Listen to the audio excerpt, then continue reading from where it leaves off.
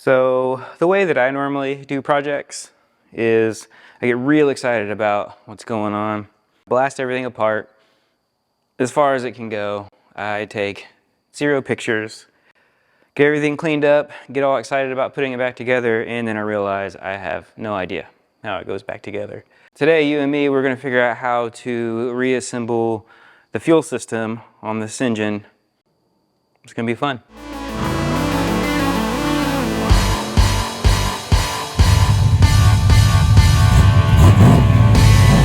Okay, let's go over all the things that we have here. So we have common rails, rail fittings, injector hold downs, injector hold down buttons, injector hold down hardware. We have the injector feed tubes. We have the fuel filter assembly, priming assembly, random brackets. Have no idea where those go. More brackets, fuel rail, pressure sensor, a bunch of tubes that honestly I have no idea what they do.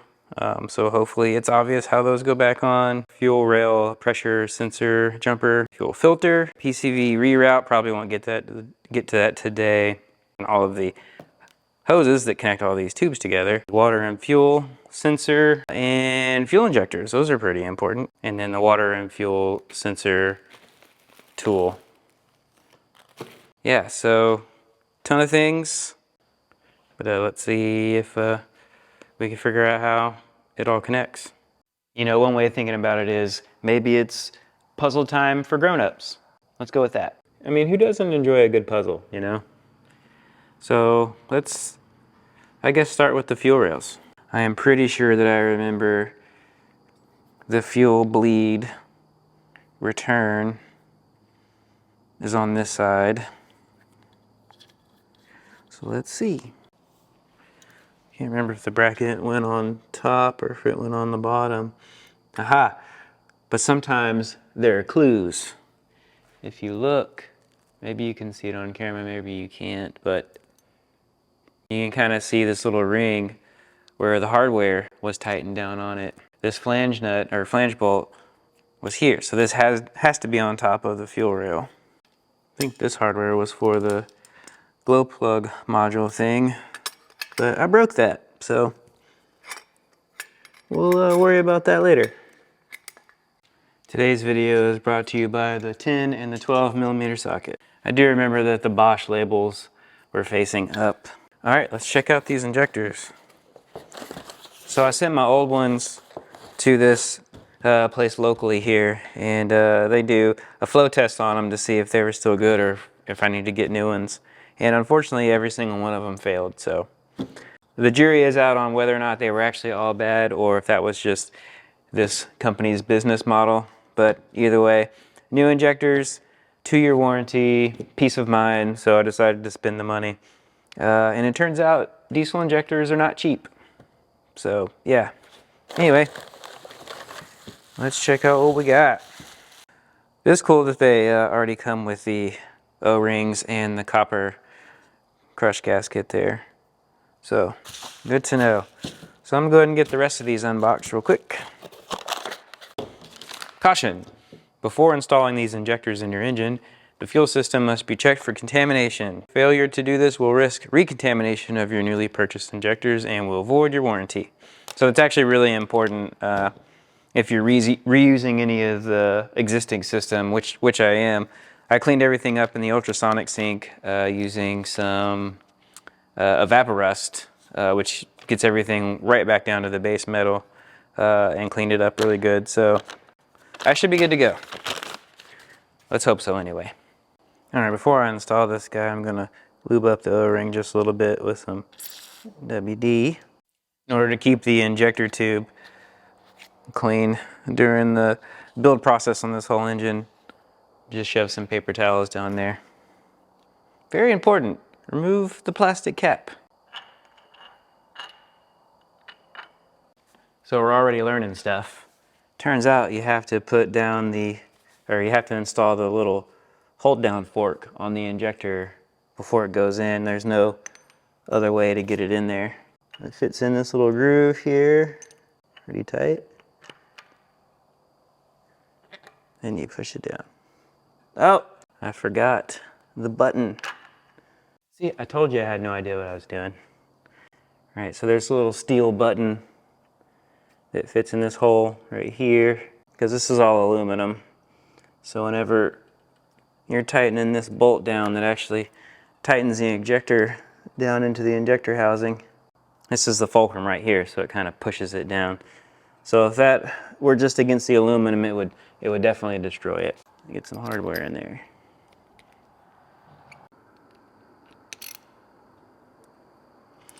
Just gonna snug it up for right now. I gotta go figure out what the torque spec is. So the torque for the injector hold down bolts is 22 foot-pounds. Torqued. All right, so next I want to install the balance pipe that goes from this fuel rail over to this fuel rail, but I have to install this fitting back here first, this guy. But in order to do that, I have to take this bracket off. And this fitting, I think, is 30 foot-pounds. All right, let's install the balance tube. So it's got to snake around to that guy. So this looks like it needs to be down a little bit further. That's gonna go there, okay? That ultrasonic sink got all this small hardware looking brand new. Even the rubber looks brand new, which is awesome. I'm gonna leave that loose because there's another tube that goes through there. I'll check the torque values on these guys. All right, so the torque on these fittings is also 30 foot-pounds, which gives me an excuse to use my crow's feet. I don't get to use these very often. Alrighty then, let's do the injector feed tubes. Actually, before that, we can do the line that goes between the CP3 output and the left fuel rail, but I need to put another one of those fittings in. So this is also 30, and this is a 22mm socket. Okay, so this is the outlet of the CP3 pump. That looks right. I don't think it can go the other way. Sweet. And that is also 30. Alrighty. So there's another line that goes back here and one that goes here. And I think that's where the return from each fuel injector comes up and goes over that direction. I think it is this guy, because this is going to cross over to the other side for the return. And I think this goes to the low pressure side of the CP3 pump. See, I told you it was like a puzzle. I realized I didn't torque those guys yet. Should probably do that before I get too much further. Okay. So the ultrasonic sink was able to get these lines cleaned up pretty good, but I decided I wanted to paint them silver just to make them look a little bit better. Not exactly sure what angle this goes at. I guess we'll figure it out. I realize I haven't given you the best view of what we've been doing so far. So we have both fuel rails are on. Then we have the balance tube that goes from the right fuel rail over here to the middle port on this fuel rail. And then we have, I think this is the low pressure return tube, or maybe it's the feed tube. I don't know. We'll see. Has a complete with broken off connector, so that's going to be fun fixing that. And then we installed the supply, so from the high pressure port on the CP, let me focus that. So from the high pressure side of the CP3 pump comes out and then goes over to the left fuel rail. All right, next let's work on getting the injector feed tubes routed. So the injector feed tubes are actually the same on both sides, it's just reverse. So for cylinder 1, it would be the same as cylinder 8, which is pretty cool. So you just kind of have to eyeball it and see. So that one looks like it's gonna go there. That looks right. Okay, cool. Then get these finger tight. Pretty sure the torque on these is 30 as well. It's 17 at the injector and 19 millimeter at the fuel rail. Same song and dance on this side. All right, all injector feed lines are on. All right guys, it's getting pretty late, so I think that's where I'm gonna call it for tonight. We're able to make some pretty decent progress. I'll see you guys in the morning. Morning everybody. So far it's a beautiful day in Central Texas. All right, next we're gonna install the fuel filter bracket and priming assembly. And that attaches right in here. Definitely hope this is the right order of operations. If not, feel free to make fun of me in the comments. Just realized you can't see anything that I'm doing. It's terrible. Torquing these to 20. The last crossover tube I have to install goes in this area somewhere. I think this connects to this right here. But I need to reinstall that bracket because I think this is where this guy connects. This is the bracket right here. All right, now I should be able to get this guy on. Looks like it goes here. It looks right. Looks like this is dangerously close to the Y bridge right here. Let me grab that and see how that looks. Wonder if this is another one of those order of operation things. Looks like I need to lubricate that surface a little bit to get the Y bridge to actually sit all the way in. Looks like it's going to take a little bit of massaging to get it all the way seated. Initially, I feel like that's not doing much. All right, so I was able to get the Y bridge sucked down just by installing the lower hardware and kind of snugging down on that, and it kind of just pulled everything down so that you could line up the top hardware. But just like in most things, when you're putting things together without an instruction booklet, you take 3 steps forward and 40, 70, 90, or 100 steps backwards. So the issue is with this tube here, the way that it has to sit is kind of something along those lines. This has to fit in here. This guy has to go there. This snakes under the water neck. This guy attaches right here. But you can't do that with this thermostat housing on. It's no big deal. You take the thermostat housing off. Then you have plenty of room in order to run this tube, and that's all good. But then there's this guy. And this whole time I was thinking this is part of the fuel system, but it isn't. This is the turbo cooling supply tube. So that actually attaches with a little rubber tube here. It snakes up under the water neck here, and then under this bracket, and then pops out over here somewhere. So basically all of this that I have installed here and the water neck has to come off so that I can install this tube. So like I said, 3 steps forward and a bunch of steps back. Give me a second to get that done and we'll jump back on the fuel system. So now that I have the water neck off, I have a ton of more access in here. All right, try to snake this guy in here. So it looks like this has to come off so this can get installed and then this can go back on. It's like it's so close to going on. Okay, I have a solution. Just because I don't want to take this tube off and this bracket off, I'm just going to remove this guy right here. Okay, now I should just be able to slide it up there. And now I can see that I put this fitting, or this bracket here, on the wrong bolt. It needs to go down here. I told you I didn't know what I was doing. Some of you guys may have been like, whatever, he's just saying that. But nope, being totally honest, I don't take pictures of anything, and this is what happens. Okay. I guess it wasn't that bad. All right, we're kind of back on track. Back to where we left off before we started having to take things apart. So now, let's see how this guy goes.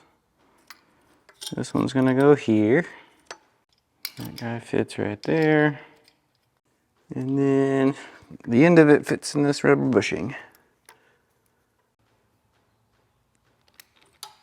All right, the next thing we need to start working on is getting all these tubes connected with their rubber hoses. And all of those hoses are right here. So let's get started on that.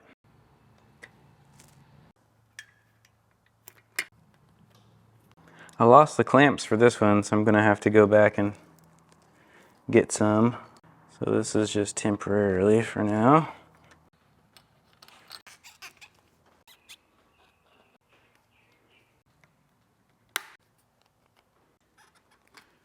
All right, quick overview of where we are so far. Actually, let's just trace out the fuel system. So this is coming from the fuel tank, goes through this tube, all the way over through this bottom hose. You can see the in arrow there. Go through the fuel filter, out through this hose, the top of this block, through this hose down here. I don't know if you can see that. This hose down here, and that goes to the inlet of the CP3 pump. Then it gets pressed to high pressure, which comes out of this fitting, goes over to this tube, into the fuel rail, and then it's distributed to all of the fuel injectors. And then coming out of the top of the fuel injector, so we still need to hook up these lines, is the return line. And this is all plumbed together, and that goes to this fitting here, which then comes around, goes through here, back to the low pressure side of the CP3 pump through this hose. Also tees off right here and comes over on the bottom of this block right here. And that's where the other side fuel injector return line connects. So we need to get those in, but also on the back side of the fuel rails, you'll see this, it's open over here on both ends. So on this side is going to be the fuel, the pressure sensor is going to go over here. So we need to install that. And on this side, it's actually a relief valve, which internally relieves into this fitting right here, or this nipple, which then goes, and that connects with the same line that all of the injector return lines connect to. So once those two guys are in, that should be the whole fuel system, at least the fuel system that's connected to the engine. So let's do that. I forgot that there's a whole fuel filter and water separator that needs to get installed, so we'll do that too. And I also forgot to mention that on the low pressure side, right here, there's also this extension, and that goes back to the fuel tank. So that's the fuel return.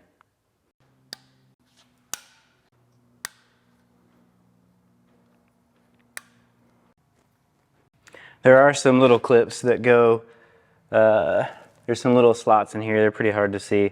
There's some clips that go in there, and I lost those. I have no idea where they are, so I'm gonna have to order some of those and then get those installed. You just push them, and they should just snap right in there.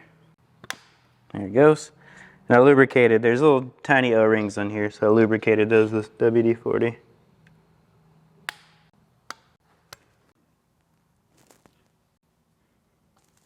All right, that's that. While we're down here, go ahead and get the fuel filter installed. There's an O-ring that goes in here that the manual says to lubricate with oil, so I did that.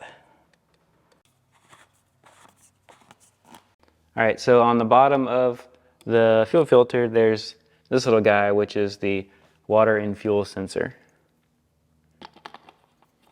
It has a little O-ring on there too that you want to lubricate.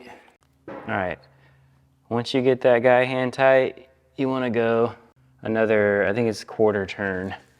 So they make a special tool right here for the water in fuel sensor. Since this is plastic and it's pretty brittle, I mean, you don't need to use it, but I have definitely crushed a couple of these trying to get it with regular set of pliers or a wrench. So it's another half turn. It says it right here on the filter. All right, so that should be good. Make sure the drain is shut. All right, let's install the relief valve. This little guy. Has a little O-ring on it. Make sure you lubricate that. All right, so the torque specs for this guy is actually, you have to do it in 2 passes. So the first one is 35 inch-pounds, and then the second pass is 62 inch-pounds. Okay, that was 35. Now we're gonna do 62. Honestly, that doesn't feel like near enough, but that's what the spec calls for. All right, so let's do the fuel pressure sensor. No O-ring on this guy. This is just a machine seating surface. So the torque on the pressure fuel rail pressure sensor is 52 foot-pounds. All right, well that's going to do it for today. I'm about 95% sure that everything is in the right spot, which is an A, and I'm okay with that. I'll see you on the next one.